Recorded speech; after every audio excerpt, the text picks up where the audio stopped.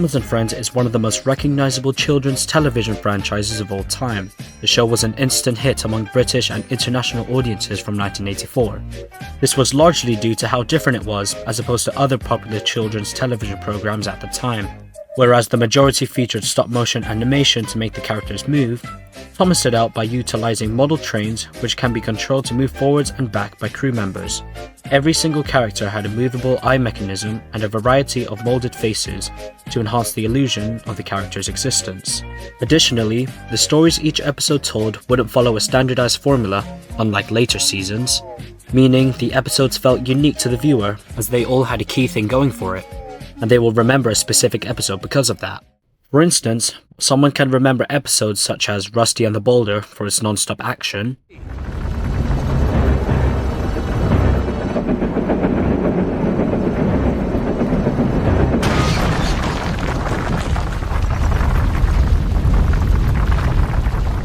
Duncan Gets Spooked with its haunting soundtrack,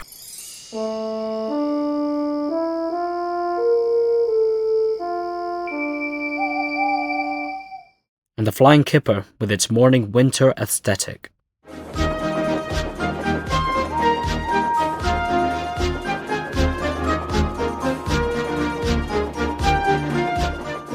The variety of episodes has definitely played a key role in making the show stand out, but one episode in particular that I believe fully embraces the magic of Thomas & Friends is Escape.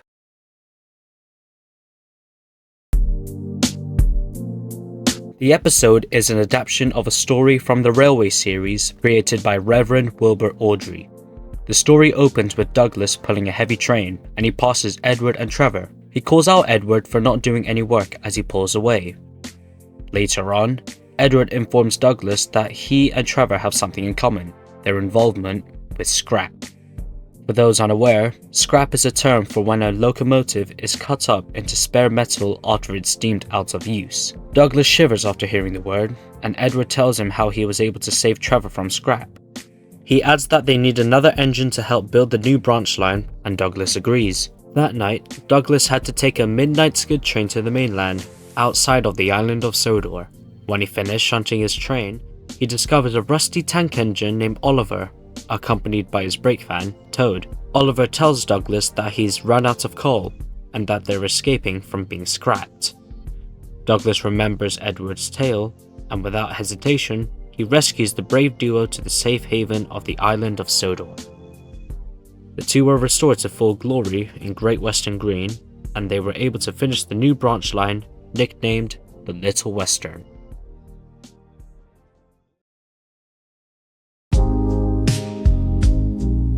One key aspect of this episode, which I believe encourages it to stand out from others, is how it handled the characters featured in it through their development and utilization. Let's start with Douglas. Douglas being the protagonist of this story, per se a more popular character like Thomas or Percy, resulted his actions of saving Oliver more impactful. His backstory began in his old railway when his brother, Donald, was purchased to work at the island of Sodor, a safe haven for steam engines. At the time, most steam engines were withdrawn from their railways to be cut up into scrap metal. In fear of his brother's fate, Donald hatched a plan to run away with Douglas on the off chance he will be accepted in the Fat Controller's railway. Seeing a steam engine in the exact same predicament as he was in all those years ago reminded Douglas of how his brother's selfless acts saved him from being scrapped. He then had the chance to pass on the gift of escape to Oliver and Toad, thus creating a full circle moment, completing a character arc for him. The inclusion of Edward was well handled too. Although he didn't get much screen time, he was fully in character with the time he got. Edward is known among the Sodor fleet as the wise old engine who would give advice or call someone out of line. The latter of the two traits would be how he is shown in Escape. He calls out Douglas by disrespecting him and Trevor by sharing the story how he was able to restore him from being scrapped. The parallels between Douglas and Trevor is something conceived by the writers of the show, given this was not present in the original book. They cleverly recalled the events from a previous episode to establish Douglas's fear of scrap, which focused on relevant topics in Escape, to add more depth to the narrative, which has always been a special thing that comes with Thomas & Friends specifically, and why I believe the usage of the characters is an integral part of retaining the magic of the show.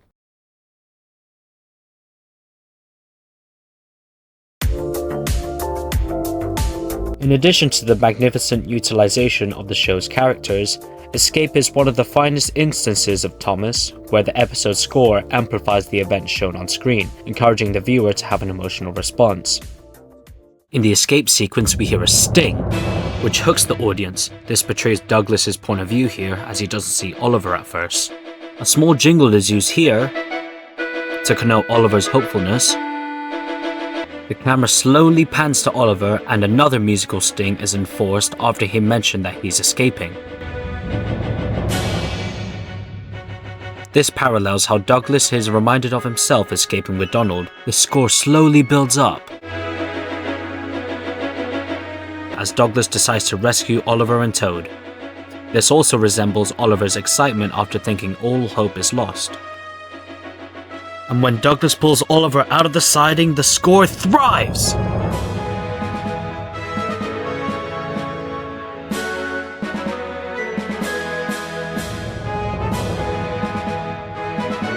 Also, it cleverly lowered in volume as the foreman stopped Douglas, connoting he was an obstacle from getting Oliver to Sodor. Then the score absolutely triumphs!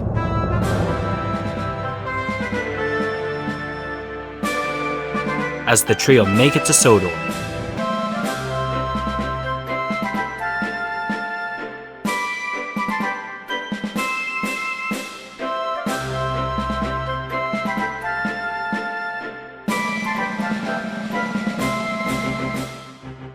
Britt Allcroft, the creator of the show, instructed composers Michael Donnell and Junior Campbell to manipulate the soundtrack of the show to not make it generic, as a way of preventing the show from alienating to kids.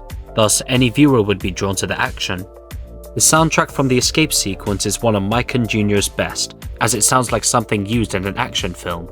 It was later found out that the musical duo took inspiration from Indiana Jones,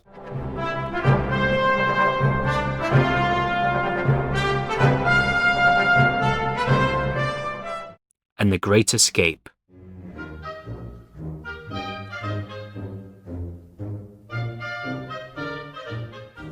They beautifully incorporated motifs from both of them to create an epic soundtrack which synchronizes with the monumental tone of Douglas rescuing Oliver and Toad. This piece of deliberate incidental music with reduced voiceovers from the narrator is a perfect example of how Thomas's soundtrack was truly exceptional and a standout from other children's shows.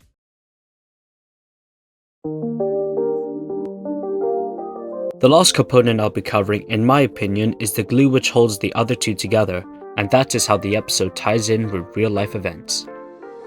Oliver's backstory is that he once ran a passenger service on his branch line on the Great Western Railway. However, steam engines started to become more expensive to operate, thus being more obsolete. One day, Oliver's controller decided to sell him for scrap. Not willing to be at the mercy of the cutting torch, Oliver brought along his trusty brake van Toad and daringly ran away for the island of Sodor.